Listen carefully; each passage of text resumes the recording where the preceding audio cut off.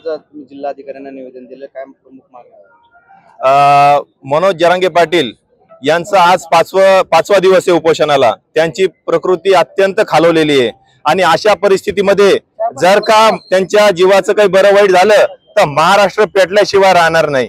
आणि या अगोदरही शासनाने शिंदे सरकारने आम्हाला वेळोवेळी येऊन सांगितलं की बाबा आम्ही तुम्हाला कुणबीमध्ये तुमचा समावेश करू, ती सुद्धा आमची कुठलीही मागणी मान्य केली नाही। त्यानंतर आम्ही तुमच्यावरती झालेले जे काही गुन्हे आहेत ते गुन्हे सुद्धा आम्ही परत घेऊ, हे वेळोवेळी हे सरकार आमच्याशी खोटं बोलत आहे। आणि येत्या 2 दिवसाचा वेळ आम्ही दिलेला आहे। फक्त या 2 दिवसामध्ये जर का आमचा मनोज दादांचं आंदोलन जे उपोषण आहे ते जर का पूर्णपणे यशस्वी झालं नाही किंवा त्यांच्या आमची मागणी पूर्ण केली नाही तर या 2 दिवसामध्ये पूर्ण महाराष्ट्र पेटल्याशिवाय राहणार।